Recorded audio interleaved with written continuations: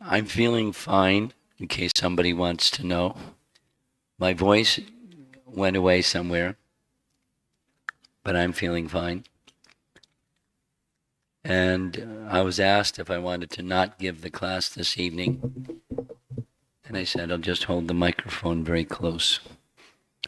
Let's see what happens. I hope you're able to follow.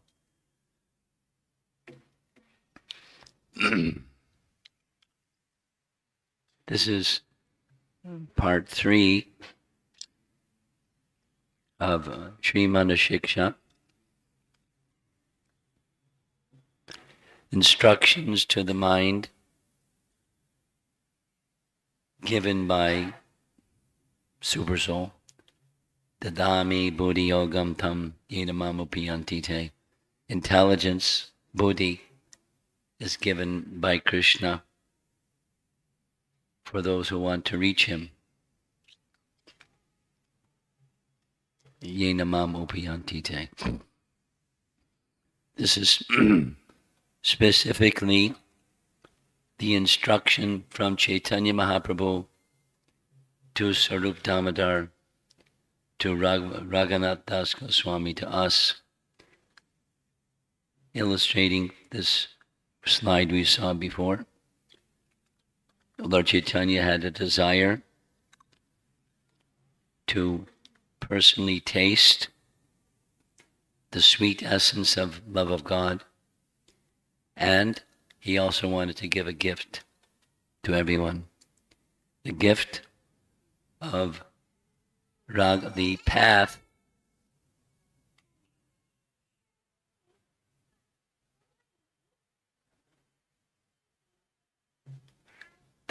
of spontaneous devotional service, Raga Marg. So this is an instruction to the mind to go there, to go on that path of spontaneous attraction for Krishna. In the same chapter of Adi Lila, chapter 4, by hearing about the pure love of the residents of Vraja, devotees will worship me on the path of spontaneous love, abandoning all rituals of religiosity and fruitive activity. And that's embodied in this text, this Manah Siksa text by Raghunath Das Goswami. Here's the logo. Maybe some of you have seen this before. Bhakti Siddhanta Saraswati Thakur personally designed this. It's the logo for the Gaudiya Mata.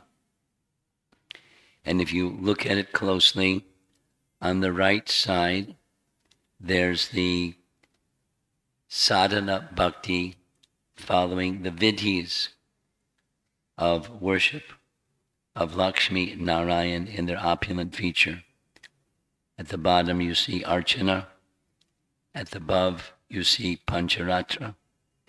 So Pancharatriki Vidhi, the rules governing deity worship, and the deity worship itself, and the paraphernalia for deity worship. This is the duties or the description of Vaidhi Sadhana Bhakti. And on the image on your right side, there's Kirtan, there's Radha Krishna under a Kalpavriksha tree, in the mood of Vrindavan, in other words. And the Srimad Bhagavatam is the scriptural foundation for that practice. Notice in the section that has Kirtan, there's a drum, Mridanga drum, and just above the Mridanga drum is a printing press. Bhakti Siddhanta called the printing press the Brihat Mridanga. You heard this before. Yes? No? Prabhupada said a Mridanga you can hear for a block or two. And the Brihat Mridanga you can hear around the world. So for the Sankirtan, or the congregational chanting of the messages of the personality of Godhead, this is in the spontaneous side, or the Raga Marg side. Of course, the holy name is at the center, the opulences of Bhagavan surrounding the holy name, and Guru Gaudiya at the bottom, Chaitanya Mahaprabhu at the top.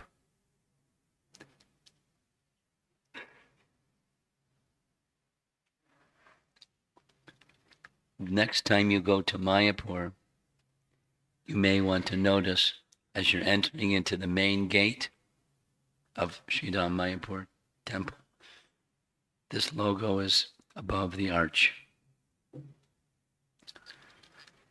So we're going to go through verse number 2.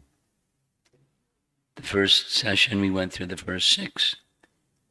And in the morning we went through just verse 1. Now this is verse 2.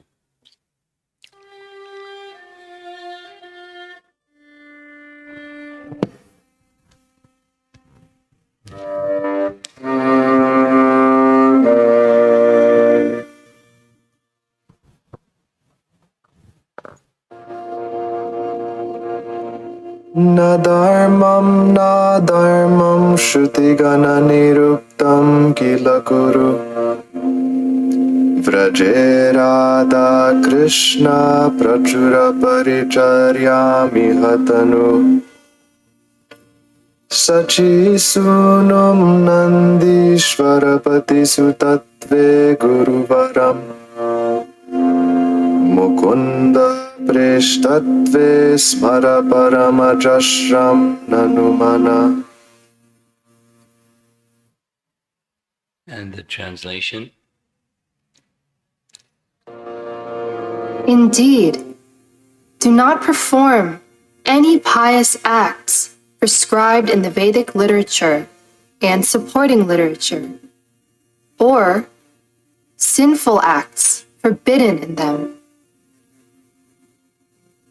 Staying here in Vraja, please perform profuse service to Sri Sri Radha Krishna.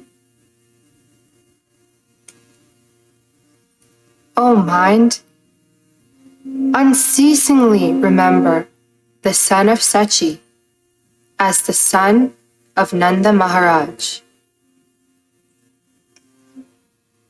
and Sri Guru as the dearest servant of Lord Mukunda. That's verse 2. The series, these introductory verses, giving like the essence of the book. It's in the first 3 verses. So we heard verse 1, Dambam Hitva, Sada Dambam Hitva, give up all pride. And then that was the do not. And the do is with excessive and extraordinary devotion, worship, or devote yourself to objects of transcendence, personalities and objects of transcendence. Now this is again speaking something what not to do and what to do. We saw this slide. Bhaktivinoda Thakur called this book Manah Siksa, the Padati for Gaudiya Vaishnavism. Some of you may be aware, deity worship, there's a book, Archana Padati. And this is Gaudiya Vaishnava Padati. It's Bhaktivinoda Thakur's take. So that step by step, one can make progress. So these first 3 verses, this is summary now, this review. The first 3 verses stating the qualification for someone to get on this path, that means us, to get on to receive the gift that Chaitanya Mahaprabhu wanted to give. There's some qualifications. And we saw this slide, Atitaram Kuru, enthusiastic and intense endeavor to take full shelter of the devotional path, all the while expecting descending mercy. So the elements are faith, because how can you go on such a path without faith? There must be faith. And faith is nourished by attachment to the association of genuine sadhus. This is Lord Chaitanya's teachings, isn't it? Sadhu Sangha, Sarva Shastri Koi, Lavamatra, Sadhu Sangha, Sarva Siddhi Hoi. Sarva Siddhi, all perfection. So faith begins and faith is nourished through Sadhu Sangha. And as that faith increases, fruitive desires subside. Say it the other way. Supposing somebody slackens in devotional service, what happens? Material desires increase. So invest your enthusiasm in the wonderful association of genuine qualified sadhus, and do with sadhus what sadhus do. It's called bhajana kriya. You do those things together with other sadhus. Sadhus means devotees. And faith has the increase of faith in bhakti, the desire for fruitive happiness subsides. So don't slacken.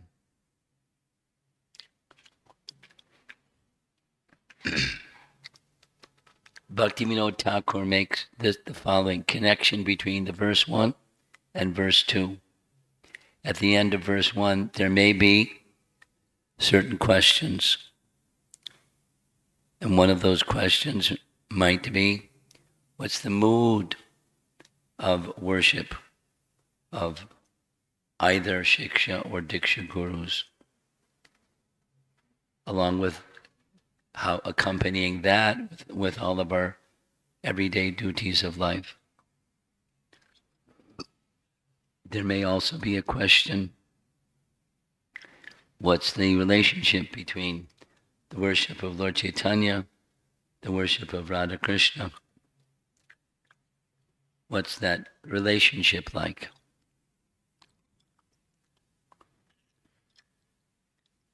Verse 2 specifically addresses these questions, and another one. If one is always worshipping Radha Krishna and chanting Hare Krishna, how do you maintain yourself?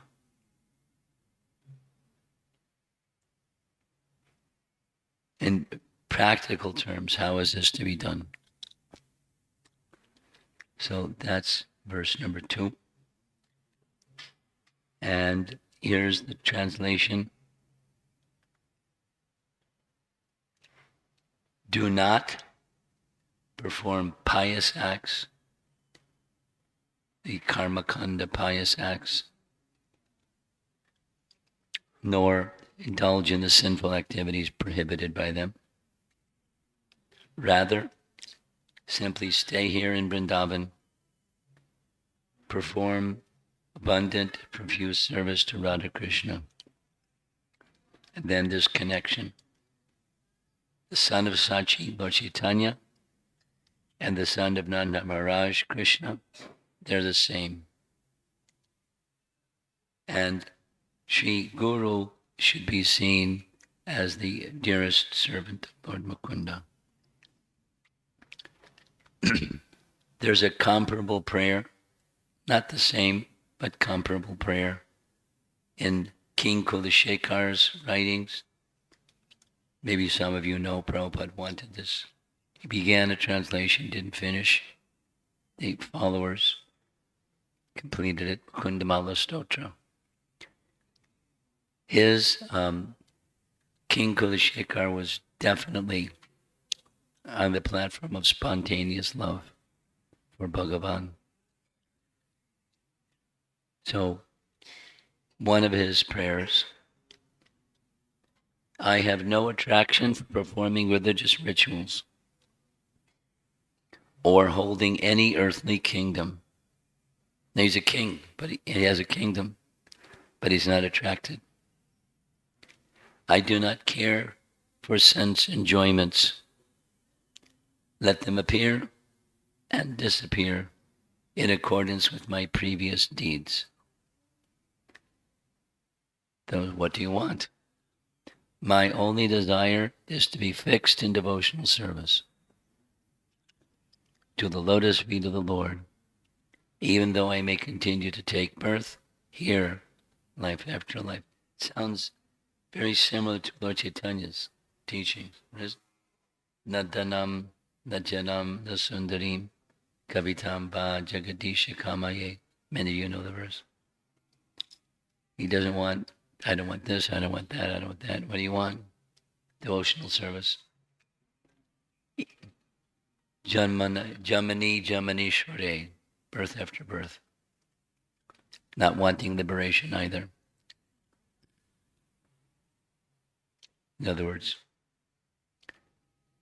devotional service in that mood is transcendental. There's no bondage, even one has a material body. There's no bondage to fruitive reactions for such activity.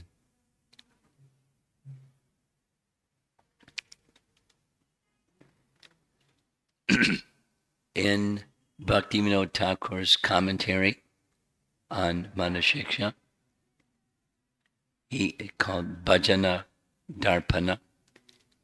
He indicates clearly what Raghunath Das Goswami is not advocating. He's not advocating impersonalism and voidism. It's very clear. He wants shelter of the lotus feet of the Supreme Lord. He's not advocating rejecting the world or rejecting the finer elements of life. It's refining them and directing them to the personality of Godhead. And it's Ekanta Bhakta. Ekanta Bhakta. That's his words. Bhaktivinoda. Become a genuine follower of pure devotees. Seek the association of such persons and become a devoted follower of such persons and serve them. That's our devotional life.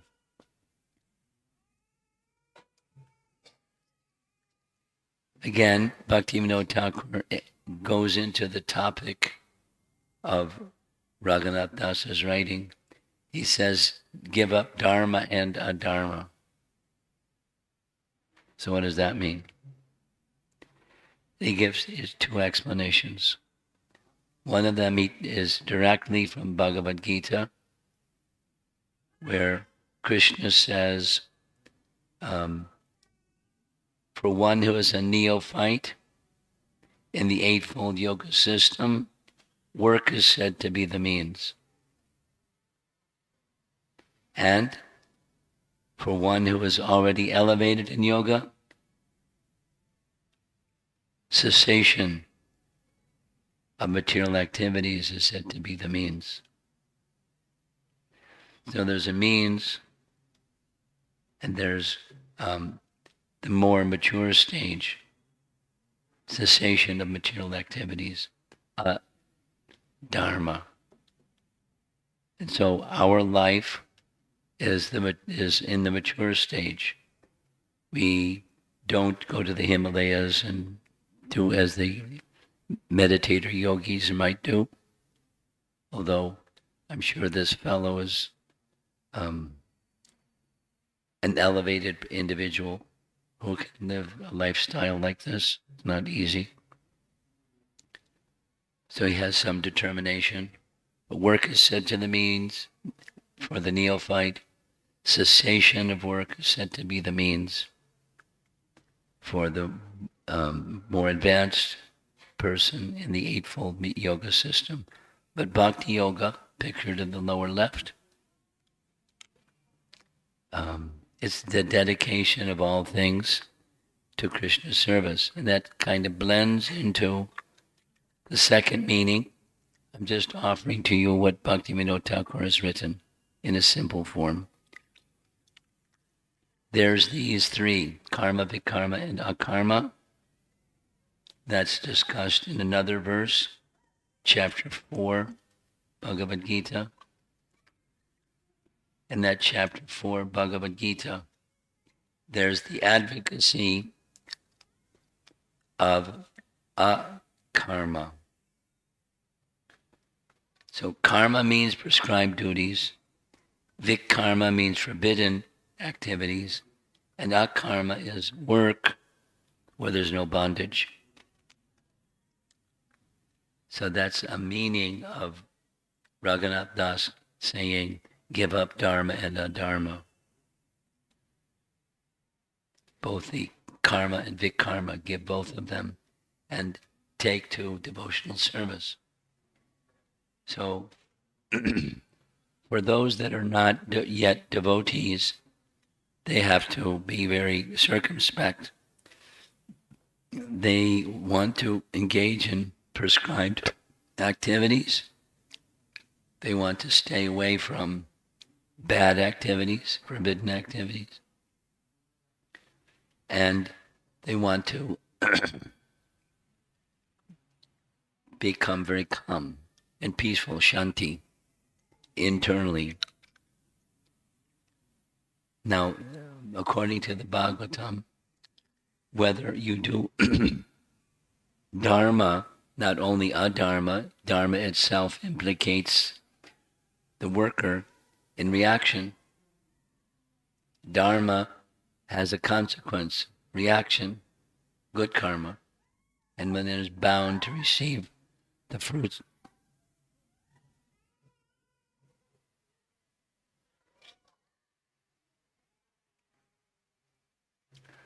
One is bound to receive the fruits of good karma. It's binding upon the performer also. So this is be Krishna's secret agent.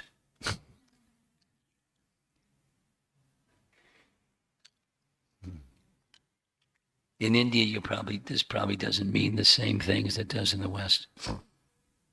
In India, when you were growing up, some of you that are a little older, did you know the Superman personality disguised as a corporate guy, Clark Kent?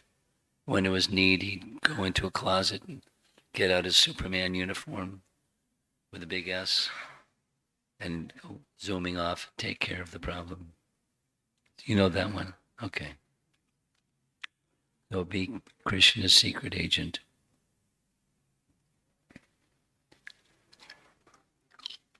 Instead, this ekanta bhakti, it's internal. A reminder, this is describing the internal cultivation on the path to being in the association, being spiritually present in the association of Radha and Krishna in the spiritual world. It's an internal cultivation. So activities continue, but as you see in this drawing, there's nice deity and they're offering everything to Krishna.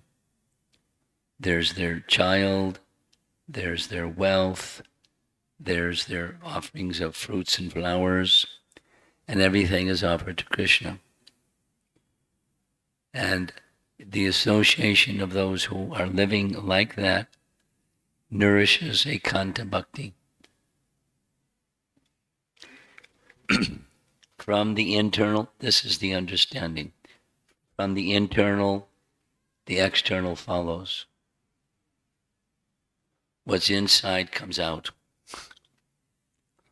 And so if the internal absorption and cultivation is everything is meant for Krishna, Ekanta Bhakti, then your life form, the external portion will be like that also. So first comes the internal, then comes the external. It follows naturally. So it's not simply a matter of rules of doing and not doing. It's the internal cultivation that is the point is being emphasized. Raghunath Das Goswami is instructing his mind to remember very clearly Lord Chaitanya and the son of Sachi are the same. Leelas are different. The personalities are the same. Little story. Some of you may know one of the assignments of Rupa Goswami was to re-establish the places of Krishna's pastimes in Vrindavan. Yes? And one of the things that was a big anxiety for him is he could not find the Govindaji deity, which was established just after Krishna's departure by his great-grandson, Vajranabh. So there's a long story. My bad voice isn't going to permit me to narrate the long story. He discovered the deity and began worshipping that deity right there in Vrindavan. He sent a message to Lord Chaitanya. Good news. I found Govindaji. He has revealed himself to me, and he's now being worshipped here in Vrindavan. Lord Chaitanya was jubilant. And he requested Kashishwara Pandit,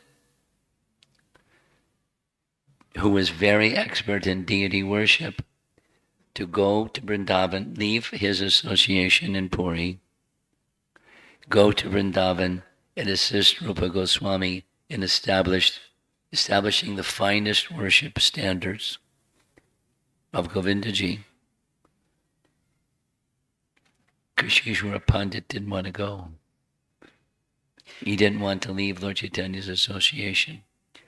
So Lord Chaitanya, understanding his mood, gave him this deity, a Govinda deity, and said, when you worship this deity of Govinda, it's kind of like the Utsav Murti of the Radha Govinda deity pair. When you worship this deity, you'll see me. And so from that day, he left. He went to Vrindavan. He spent the rest of his life worshipping Govindaji in Vrindavan. His samadhi is right across the street from the temple. There's a samadhi area. And the deity is to this day known as Gaur Govinda. Gaura Govinda. There's no Radha by his side. It's Gaura Govinda. In a similar manner, amongst the 6 Goswamis, Gopal Bhatta had this amazing experience, a reciprocation with his desire, where from one of his Shilas, this form of Radharaman manifested,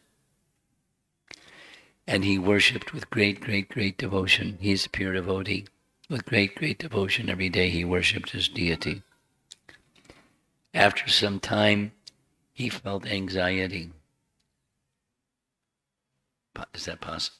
Yes, it's possible.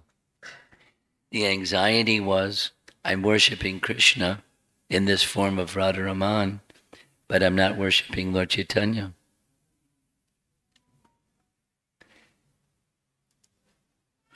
with that desire, one day Lord Chaitanya appeared as the deity. And from time to time, according to the moods of devotion, Radharaman would manifest his form of Chaitanya Mahaprabhu. Very nice. In a similar manner, when Chaitanya Mahaprabhu was having his discussion with Ramananda Roy on the bank of the Godavari River in South India, at the end of their discussion, the discussion went higher and higher and higher and higher and higher and higher and higher and higher. So Ramananda Roy had this very clear, vivid realization. You're not just a sannyasi, you're Krishna himself. And Lord Chaitanya smiled and manifested the form of Radha Krishna along with his form of Chaitanya Mahaprabhu. So they're non-different. These are three examples. Of course, these are pure, perfected souls, but we're not. But in principle, we should understand worship of Lord Chaitanya is worship of Radha and Krishna. Worship of Radha and Krishna is equivalent to worshiping Lord Chaitanya. And standard in our temples, they're worshipped together like this. Sometimes Gaurnitai, or just Mahaprabhu and Radha Krishna. We don't worship in the more refined way. We don't worship Radha and Krishna separate from Lord Chaitanya. We don't worship Lord Chaitanya separate from Radha and Krishna. At least in the mind or in the heart, they're connected. He's advocating meditate on Lord Chaitanya, or Sachi's son, as being the same as Krishna. So here's Nanda Maharaj with Krishna, Mother Yasoda with Krishna, and they're not different than Chaitanya Mahaprabhu. And for that matter, all of the incarnations are manifestations of the original personality of Godhead, Krishna, Swayam Bhagavan Krishna. So it's not just a philosophical point. It is a philosophical point, but it's a type of meditation, an internal cultivation. When hearing about, in the Bhagavatam, for example, any of the forms of the Lord, they're forms of Krishna. Here's a nice example. We certainly know that Prahlad Maharaj was very devoted to Lord Nrsimhadev. At the same time, before the story of Lord Nrsimhadev's appearance, in the first portion describing Prahlad's childhood, 3 times directly in the verses, it describes his devotion to Krishna. Here's one. Vasudevi Bhagavata Yasya Naisargiki Rati. He had unflinching faith in Vasudeva, Lord Krishna, the son of Vasudeva, and unalloyed devotion to him. This is Prabhupada's translation of the verse. His attachment to Lord Krishna was natural because of his previous devotional service. So Canto 4, Chapter 7. Similarly, same chapter, next verse. Krishna Graha Grihitatma.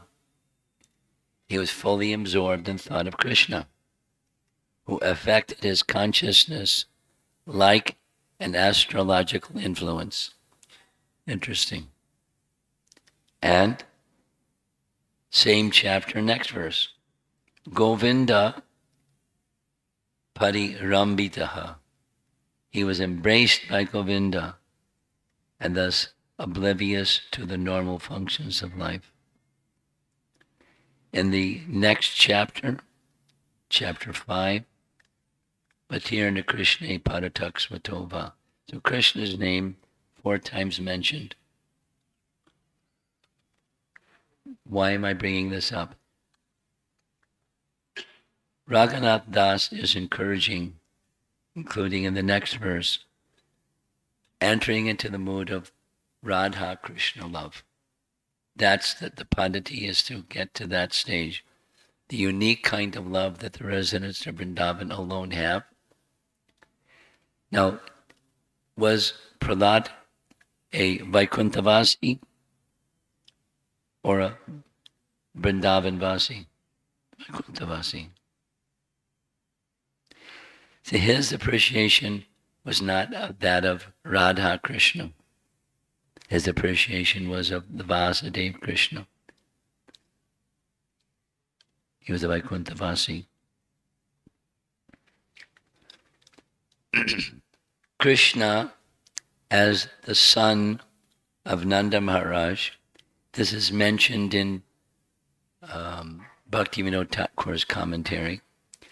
There's a passage from Brahma Vaivarta Purana where Krishna, the son of Nanda Maharaj, was with his father one day taking care of the cows when a big storm came. Terrible winds, torrential rain, very intense, and Nanda Maharaj was of 2 minds. He wanted to protect Krishna and he wanted to protect the cows. And if he took Krishna back to Nandagram, the cows would be neglected. But he couldn't neglect either one. What to do? According to Brahma Vaivarta Purana, at that moment, Radharani appeared.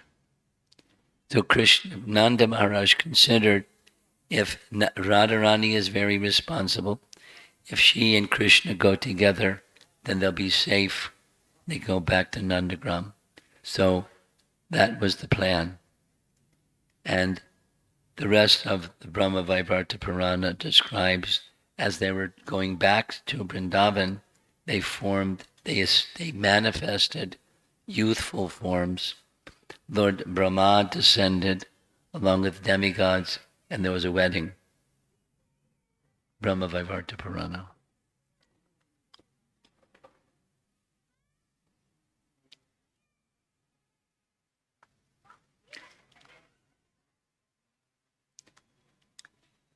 Mukunda Preshta. The Guru is very dear to Mukunda, very dear to Krishna. And one should see like that. So that's the end of verse 2. It's the end of my voice too. Here's a little summary of the chapter. Do not identify with being dharmic or adharmic. Dharmic is priding yourself in being a good person. Adharmic and being a rebel. I don't care for regulations. See yourself as being an instrument of Krishna to help, to be yourself and to help others come to the adharma position. Akarma position. See Guru as Krishna's friend, see Mahaprabhu as Krishna. So there's the summary. And I mentioned in the morning class, I would let you know how you could purchase this book. There's multiple opportunities, but there's a devotee in Delhi that's a distribution agent for this book. So you can take note of it if you're interested. Or you can go to Amazon.in and input the name of the book and the author. There's a Kindle version and there's a hardcover version. and they'll send it right to your door.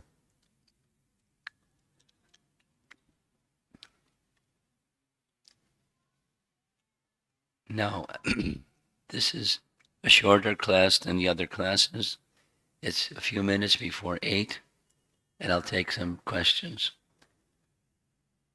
We have a portable microphones for those of you that I've not been taking questions because of time, but I'll take some questions this evening.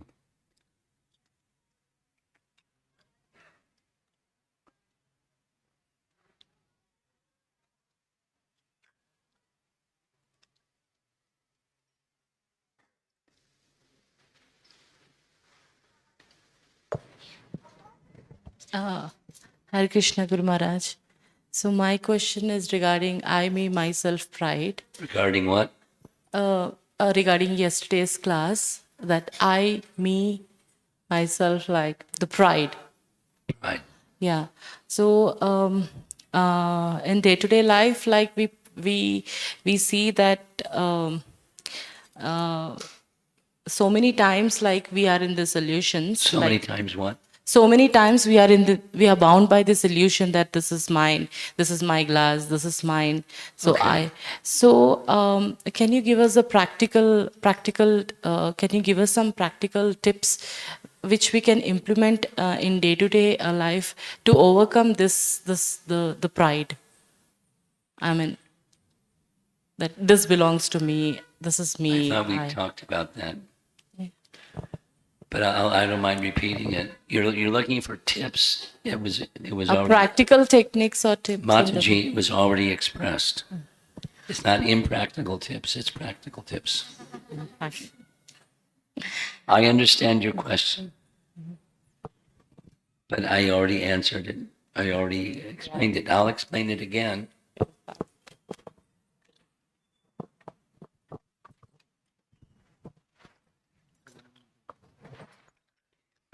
I'll share a nice story, a Prabhupada story with you to help you understand. Once in New York, later in Los Angeles, both of the leaders, Brahmananda in New York, Karandar in Los Angeles, Prabhupada's disciples, leading, big activities, doing many things. Brahmananda, they're going for a morning walk. Prabhupada, how do I become free from pride? He didn't say practical tips. Because I have so much service and people are honoring me and praising me and appreciating me, how do I become free from pride? Prabhupada said, in the spiritual world, there's a vast spiritual sky in which there's unlimited Vaikuntha planets. Largest amongst them is Krishna Loka. In one corner of this vast spiritual sky is a cloud called the Mahatattva. Within that Mahatattva lies Karanadakshay Vishnu. From the body of Karanadakshay Vishnu, unlimited numbers of universes are expanding from the pores of his body. And one of those universes, there's many, many innumerable planets. And one of those innumerable planets is this Earth planet. And on this Earth planet, there are 7 continents. And one of those 7 continents is North America. And one of those the continent of North America, there's United States. In the United States, there's one state called New York State. In New York State, there's one city called New York City. In New York City, there's millions of people and so many streets. And here we are standing on Mott Street in New York, and you're asking me, how do I remain humble?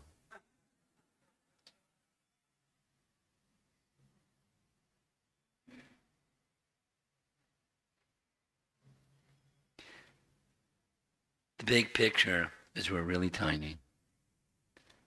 Now, the tendency to forget that we're real tiny is the problem. Because we don't want to think tiny. We want to think we're tiny. We're really tiny people. So knowledge is the antidote for ignorance. Ignorance is the absence of knowledge. And when the light goes on, of better understanding of who you are, from the spiritual perspective, we're very, very tiny. Although we're very tiny, Krishna is very kind, and he's interested in our love. And that's the thing that we have to offer that's meaningful. Otherwise, what do we have? There was someone over here with a question. Do you have a question? Yes, Guru Maharaj. Guru Maharaj, I have two questions. One from the today's morning class. One of the slides, it was showing that how a devotee should. It was showing that a devotee should meet the people from different faith. So my question is that many times what happens that there are people from different faith. There are some people who are. We feel that they are fanatics. And if you try to go and preach them, so they will be either like a little more aggressive with their body language, their words, everything. So how do we deal with the fanatic people when we go out and preach? That's the first question. It depends. It's my standard answer for things like this. Depends on how advanced you are. Depends on how flexible they are. And, then depends means there's many options. You can just walk away. You can smile. You can not try to persuade them anything. Just share. If it's possible to touch their hearts, one of the most effective means to touch another person's heart is your own good qualities. We're not so refined, generally speaking. This age of Kali people, we're not so refined. But when there is somebody that's very refined and very devotional, it's powerful. No, you're speaking about somebody that's a fanatic. So that's, likely kind of like a toxic disposition that you keep some distance from if they're fanatic. For a variety of reasons besides, it's waste of time. They're likely to make more offense and more offense and more offense. And that's not going to be beneficial. It's going to be detrimental. So keep some distance. Depends. Yeah. Guru Maharaj, the second question, just now we are in the first two sessions also. It's talking about the devotee association. So how do we take the devotee association meaning? I mean, it's definitely more than the simply get together. So how we should, what should be our mood or consciousness or when we actually associate with the devotees? Sure. The first part of your question sounded like, what do you do? The second part was, what's the mood with what you do? The standard answer Prabhupada would give to the first part is 6 loving exchanges. Dadati pratigranati. You know that. Bhunkte bhojayate chaiva.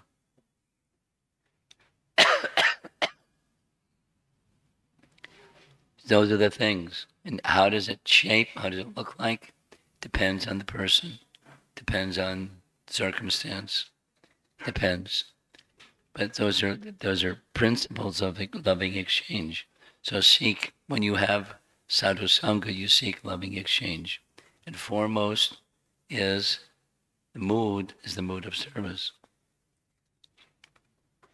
But then the mood of service is going to take different shape depending upon, the circumstance and the person. You may inquire from the person, from one more advanced, there's a certain mood. For a peer, there's another mood. For one who's less advanced, there's another mood. But it's service, corresponding to their position, the mood of service.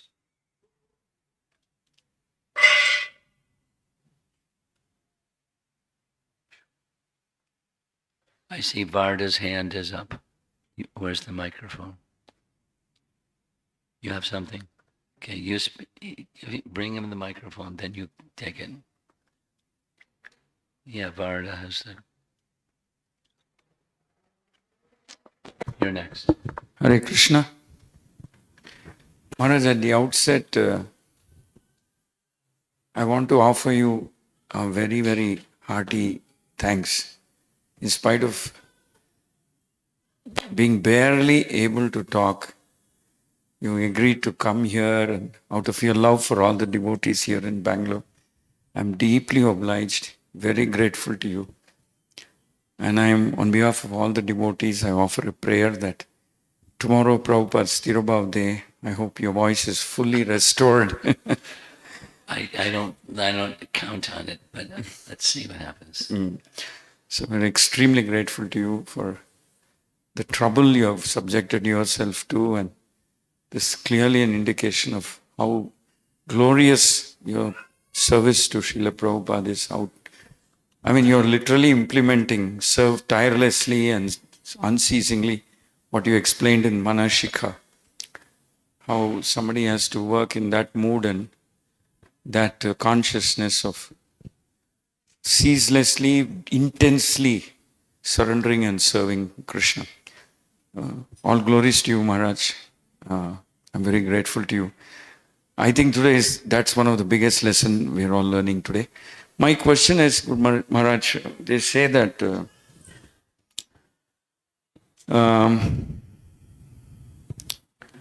one thing is, when we look at our deity's name is Gandharvika Giridhari. But then we also keep hearing at the back of our mind, we should try to remember that we're actually worshipping Lakshmi Narayan. To tell ourselves that we are worshipping Lakshmi Narayan is actually, if I can take the liberty to say, it's a kind of a bit of a disappointment, let down. How can we look at Giridhari and tell ourselves we are worshipping Lakshmi Narayan? He's so nice, he's so amazing. And sometimes we feel we should relate to him like he's Giridhari. But then there's the words of the Acharya which says, you can't relate like that. But the reason I mention this is because in Manah Siksa also there is this whole thing about with intensity, with great, focus on serving the deities, Guru, etc. Hare Krishna. You said it several times. Look upon them as Lakshmi Narayan. And my understanding is a little different than looking upon them as Lakshmi Narayan, but observing because of our more neophyte, less than advanced position, we should follow the vidhis of Archana. And the vidhis of Archana, deity worship, says we should worship them in that mood. It's more a matter, so my response to your question is it more a matter of understanding our diminutive position, their supreme position, and in the mood of awe veneration, we worship in that mood of awe and veneration. But the word they kept you saying is looking upon them as, but their name is Gandharvika Giridhari. And so they're Gandharvika Giridhari. Now, the confidential Gandharvika and Giridhari, that's Braja. So as we progress, we can see Gandharva Giridhari or Radha Shyamasundar in Vrindavan, etc., or Radha Madhava as they are. Because where's the Ashta Sakhis in Lakshmi Narayan? It's I'll say it again. My probably deficient in my understanding and ability to express it, but it's more, the explanation of deity worship is more of the mood with which we worship and approach the deity form is the mood of awe and veneration in our particular stage of bhakti. As one progresses, the vidhis are still observed, but the mood becomes more intimate.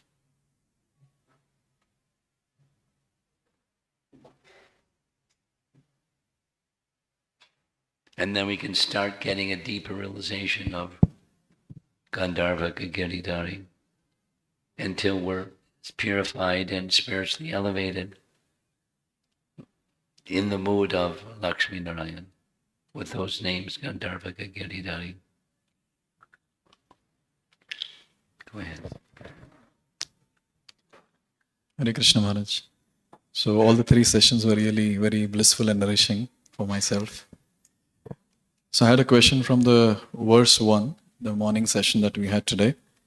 So it was given about one should develop attachment towards holy name, one's Diksha mantra to Vrindavan. So can you please enlighten us, Maharaj, that how to develop this attachment? How to Develop this attachment towards these 3 entities. 2 things. The whole of Manah Siksa is internal.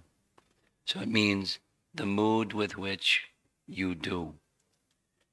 It's certainly possible, in fact, it's probably more standard that persons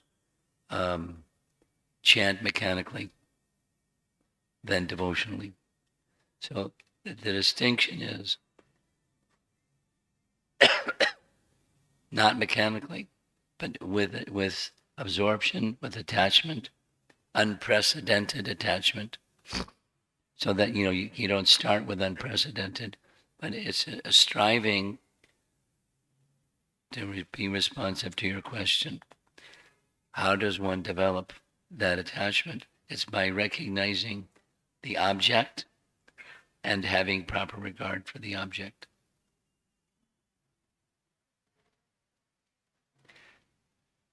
Same for the Gayatri mantras that we receive along with the Maha Mantra, that fully transcendental sound, and not just in a mechanical, complete your chanting, but become absorbed. Strive to become absorbed.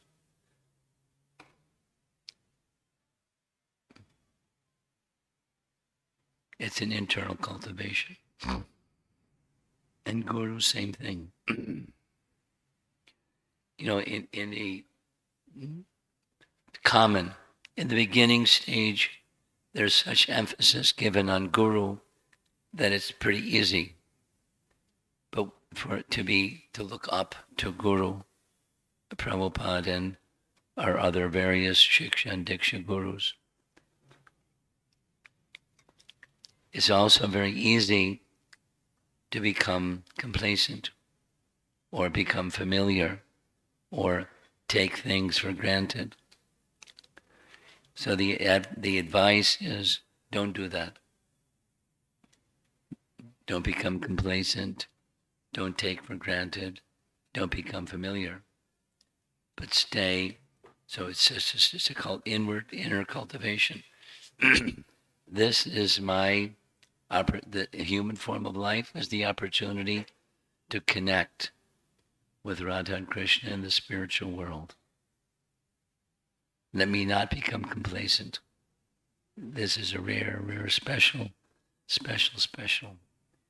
facility given, the association of our founder Acharya and the society and so on and so on. So it's how to is by recognizing the reality of the situation and reaching for it, striving to connect with that which is fully transcendental and depending on mercy. It's been repeated several times. My voice seems to be going like out the window. So I'm going to stop trying to speak. So I'll be able to speak a little bit tomorrow. Thank you very much. Prabhupada ki jai.